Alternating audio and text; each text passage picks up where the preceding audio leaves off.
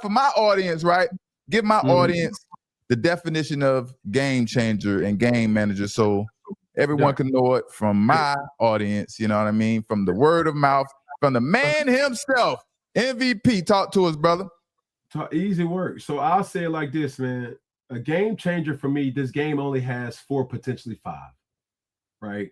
Patrick Mahomes, Lamar Jackson, Joe Burrow, and what did I say? Lamar Jackson, Joe Burrow, Patrick Mahomes, Josh Allen. Did I say that right? Am I missing one? No, and I'll say the fifth would be Matthew Stafford. The way Matthew Stafford has been playing this year has been nothing less than amazing. I was there to see it live, and I knew he got too much time. Yeah, like way too much time for him not to. But explain the part about uplifting the offense and things like that as well too. Go ahead. As I describe in detail what a game changer is, he is the system. And it's okay. Being a game manager in my world, every game changer has game managing capabilities and abilities. Right. The thing that makes you go from here to here is when you start to say, hey, if you take him out, he's the key. He's the gas. He's the everything that keeps the overall existence of this team succeeding. Right. Now, everybody uses game changer too loosely. You can have game-changing moments, but that doesn't mean that you're a game changer. Caleb Williams in the fourth quarter was an elite player, but that doesn't make him a game changer. Yeah, I didn't see him a game changer in that game. Go ahead. You see what I'm saying? And as I critique Caleb Williams, I had to say, hey, is it Caleb Williams or is it Ben Johnson? Because Ben Johnson also had Jared Goff playing at an elite level. Yeah. Now, when we say Brock Purdy to me is an individual that is a recipient of a great system. Kyle Shanahan is probably the best coach out right now, but he probably won't win Coach of the Year because you got Mike Vrabel, you have Liam Cohen in Jacksonville, you have other coaches around that's just like, yo, like it's their moment. Right. But what Kyle Shanahan was able to do with not only Brock Purdy, but with Matt Jones, and then what we seen before in Jimmy Garoppolo. Yeah. Matt Ryan won an MVP because of Kyle Shanahan. Yeah. You cannot be a go ahead. No, you go ahead. You cannot be a beneficiary of a great system if I take you or I extract you from that specific situation and one or two things happen. The success without you there still is happening at a high level, or you go somewhere else and you do not perform in the same way. Yeah. So it's easy for somebody to say, yo, Cam, you was never a game changer. I'm good with that. Because if I'm going off my metrics, yes, Cam only probably had one elite season, maybe two. Hey, did he go to the Pro Bowl? Yes. Was he All-Pro? Yes. Was he MVP? Yes. But at the same time, you have to understand the circumstances too. Yeah, like, yeah. And systems are, or certain quarterbacks are the system. Yeah. Certain other quarterbacks are part of a system. Yeah. There's a difference. And in the lamest term of explaining what a game changer or a game manager is for me. Yeah. This is your thing, man. We having fun with Cam Newton, the brother Cam Newton. You don't have to take him serious. You don't have to be mad he called your favorite quarterback a game manager. Just have fun with it and come back with some better facts than he got. And then that's how you know, go ahead. Go ahead, brother. Let's debate. In simplest form, a game changer to me is what a person will go in the draft to go get. Patrick Mahomes. Yeah. People are literally going into the draft to say, hey, yo, like, I got to go get a guy like Patrick. Yeah. Hey, I got to go get a guy like Joe. I got to go get a guy like Lamar. I got to go get a guy like Josh Allen. You see what I'm saying? But I think you said something important too, and it's levels to it, right? I think it's levels to anything we do in life, right? Even being a game changer or a game manager, you know what I mean? And my thoughts, you know, Cam gave his definition, and my thoughts of a game manager and a game changer, and I talked a bit about this on 4 for 1. I think there's levels of football, you know, at the quarterback position who are game managers, right? I think the only levels of game managers that has been played is high school and college, right? I said I don't think there are game managers in the NFL that are starters. Everyone in the NFL who's a starting quarterback is a game changer and also a game manager. But Cam just said something that was very prevalent to what I just said, what I just spoke about. And he said they may have game-changing moments in the game, but that doesn't mean they're a game changer throughout the entire game or throughout the course of a season. Now, this is where we get a little confused because I thought it was, you know, I'm like, hey, man, you're a game changer. You're making plays. You know, you make 4 or 5 game-changing plays during the game. You know, maybe that makes you a game changer. But maybe in my eyes, that does. You know what I mean? And maybe in Cam Newton's eyes. And we also talked about a quarterback's job is to outthink a defense, right? And he doesn't just have to be a game changer with his legs or be a running quarterback to be a game changer. He can outthink the defense and be a game changer by changing the game, by making the plays and outthinking the defense. You know what I mean? But what are your thoughts about that, you know? I think for you, it's an easy kind of discussion because playing a quarterback position is almost like, in some references, like playing cornerback. Every cornerback is not asked to travel with the number one. Right. But does that make them not an elite cornerback? Every cornerback is not 6'3" rangy that runs sub 4.443. But does that make them an elite cornerback? Right. And every cornerback may not have a lot of interceptions. But does that not make this up real quick, right? And that's what I say. The thing to talk about, the hypeness of each position. And the hypeness of cornerback is go guard the number one receiver. That's a debate in itself. Who's the number one receiver on the team? Now, Cam, you see me, right? I play on the left side. The quarterback favorite side to throw to is that right side, the quarterback's right hand, whatever that side is. You know what I mean? Now, I feel like I'm going to get 3 times the action I will get sticking to that side playing against a right-handed quarterback instead of going to follow the number one receiver, because he might only get 8 attempts this game and this and that. You know, I might get 20 passes that come to this side, and then when I start picking them off, now I'm going to have the quarterback uncomfortable to throw to his favorite side, and he has to adjust. So what is more effective to you for a cornerback to take away the quarterback's favorite comfortable side to throw to, or to take away the number one threat? The thing he's not really picking the ball off when he's taking away the number one threat, you know? For sure. I think the interesting thing to look at, especially when talking about you, is I had the opportunity to play against you while you was in Atlanta. Yeah. And what people didn't understand, you had a 1-2 tandem in Dante Robinson and Asante Samuels, 2 high-profile cornerbacks. So it wasn't like either one of them could have, you know, traveled with Steve Smith. Right. But you guys just played this Palms coverage. I think, was it Dan Quinn? You guys is DC? Nolan Ryan. Yeah. And for me, it's a multitude of things, bro. I had the opportunity to play against a guy like Nnamdi Asomugha, as we mentioned, Darrelle Revis and his impact. DBs like Eric Berry, Earl, Richard Sherman. Everybody has their difference. Patrick Peterson, right. And I think the thing that stands out the most is cornerbacks' ability to cover ground and to play possum.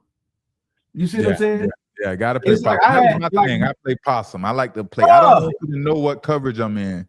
You know what I mean? And that's pre-snap. But post snap, when you got a smash combination and it's like, bro, I know I can squeeze this corner in.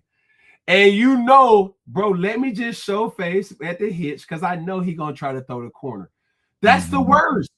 Because now, even in our regular sticky combination where they got the 3x1, the field 3 runs a little stick hitch that can go out, or another guy may just run a flat route and then, you know, field 1, he'll run like the typical 9 route. You got nickelbacks that are now tracking or tracing the inside route. You know, for you said, well, Rondé Barber.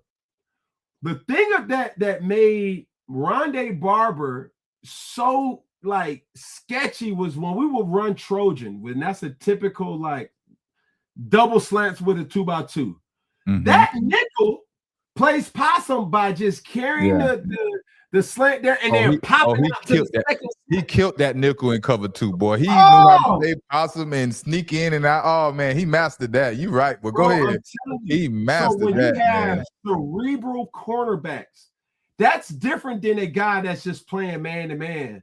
It's those cornerbacks that you know, okay, it's zone and it's quarters, or it's cover 2, or it's cover 3, and you start to say, okay, I'm trying to get a levels combination, and they fall off, and it's like he knows, like, yo, because we always got our eyes on you, you know. Those type of players always give quarterbacks fits because as quarterbacks, we are programmed to have an answer versus certain things. Hey, if it's cover 2 versus coverage, I'm gonna get back to my drive combination. Hey, if it's cover 3, I'm gonna work my curl flat combination. Hey, if it's man to man, let me get back to my my best matchup. Chances are, boom, I want to attack the running back because he has a 3-way go. All these different things are processing all the while you're going through your cadence. So boom, you're trying to find them safeties, and then everything that you knew, hey, they're in the under formation. They got they got 2-3 techs. That's a high pressure tendency. So you already know, hey, let me slide it. Hey, not 51. Hey, 13's the mic. 13's the mic. Let's slide this way. And then you see the nickel off the slide. It's a lot of processing of information that as you're programmed, I'm trained to throw the corner route. Well, you got a quarterback that says, hey, you're never going to throw the 9-ball. I'm just going to fall back on the corner route. And when you watch film, you're like, yo, I should have threw the 9-ball. But there's a lot of things that people that sits at their at the comfort of their couch and they say, yo, bro, Cam is trash. Why he didn't do this? Why he didn't do that? So but it's like, bro, you're processing information at such a high volume that for the normal person, it's like, dog, like you will never get it. You know what I'm saying? And that's why guys and the like speed of it and how quickly you have to process and instantly make a decision. Like you sometimes, I don't know about quarterback, but who knows if you're all the time 100% confident in your decision. You're just hoping like, all right, this is the best decision I got. I hope it's the right one. Like, and you just throw it. You don't even understand some of the times. You know, that's the type of game you got to play out here, man. For sure. Yeah. So that's good, man. So last couple things, and so you kind of answered this question already, man. And this is funny, man. So let's have fun with it, right? So by my definition, right, you're more of a game changer by my definition. By your definition, you're less of a game changer. How would you respond to that? Well, what Cam are you talking about? Because a lot of people forget, bro, every time I played football, I played it at a high level. You talking about high school Cam, 5-star? You talking about JUCO Cam? I'm talking about pro. I'm talking about pro Cam. You talking about pro, but you can't forget about college. Yeah. But this is your definition. By my definition, for sure. You're more of it, but go ahead. But you got to understand too, Asante, when I was quarterbacking in the NFL, there were not a lot of comparables to me. And that's what people don't realize. And I was thinking about that today, and I'm going to tell you who I was talking to, and I'm going to call him out. I was talking to Shady, right? And we was talking about it, and we was talking about a lot of things, and we brought that up, and he's like, I was looking at Cam, and I said, I looked at him too. And he said, they wasn't that good, but he kept talking. I was going to say, bro, if you look back then and compare to any quarterbacks that was, I don't know, running the football or just quarterbacks, period. The running and the total numbers didn't really match up. You know what I mean? I'll tell you this, bro. I brought RPOs to the NFL. Before Vic? Me. No, bro. RPOs. Say it then. Tell the world. I'm telling you. Like, hard play action is different than RPOs. Yeah. See, RPOs is run, pass option. Yep. Vic, if Vic had run. Fake that mother sucker and run. Fake the ball and run, boy. You don't. When people have this debate about Michael Vick would have shattered every single rushing record had it been more acceptable for quarterbacks to run when he was playing. Michael Vick's scramble or yards rushing came from scrambles. It wasn't quarterback design runs. Yeah, I was 100%. When I came into the league, I was probably like the dinosaur was like, yo, they're calling a quarterback design run on 4th and 1.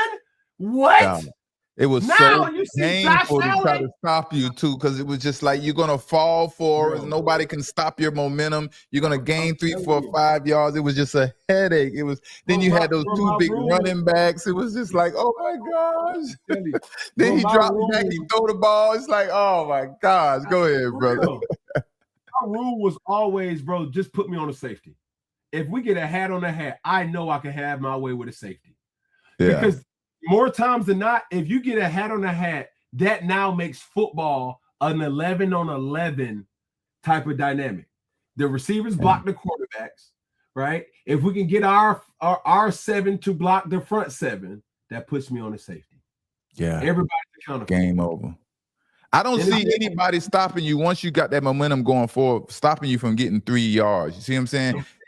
Maybe some defensive linemen, if they catch you without that mentality thing, though. You know, that's a mentality thing. But to the topic of Vic, when you analyze his game for as great as he was, and now Lamar is obviously, you know, the modern day version of a Michael Vick. Just think if Michael Vick had zone reads and RPOs when he was in Atlanta.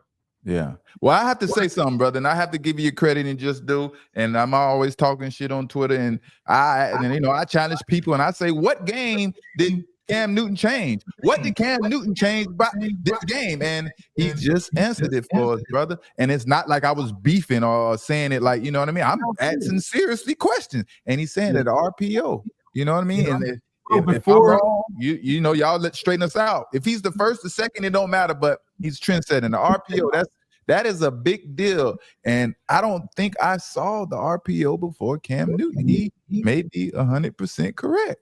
I'll tell you this. When I got to Carolina, I was learning the offense just as more as they were trying to learn how I played. Mm-hmm. Coaches was really asking questions like, yo, like, who do you read right here? And I'm like, yo, you read the 3-tech. Mm-hmm. What? How are you going to read the 3-tech? It's simple. If you got over defense, instead of having a bad angle on trying to block the 3-tech, you double the end and work up to the backer, and you just read the 3-tech. Well, how are you going to read them that fast? Watch me. I can read. There's no person you cannot read in a zone read type of situation. Now, here's the thing. Mm-hmm. You can read a defensive end. That's a zone read. You can read a 3-tech. That's a zone read. If you read a shade or you read a nose tackle, that's a trap. That's always been in football. Right. It's still a person you're reading. Now, you go up to the next level. If you read a middle linebacker, that's an RPO. You read the Will linebacker, that's an RPO. You read the Sam linebacker, that's an RPO. So it's no different than us reading in real time. Instead of reading a defensive end, I'm going to start reading the linebacker. And as I'm riding the running back with seating the ball, I'm still got my eyes on him. And I need to know if I'm going to be able to throw the slant or I'm going to be able to throw the indie. Those type of plays never existed. You gave people hell with that stuff. Lord have mercy. You can bring back memories, PTSD. Lord have mercy. And you think about it. I know, just think about this, right? And I hope nobody's being offended, you know what I mean? But think about when you played the Falcons, when I played Falcons. Man, I played for the Patriots. I played for the Eagles. I get to the Falcons. And I'm playing against Cam Newton, this big, massive quarterback. And I'm looking at my linebackers. And I'm like, how are we going to stop him? How are the linebackers going to stop him from gaining yards when he's bigger than all of our linebackers? What are we supposed to do?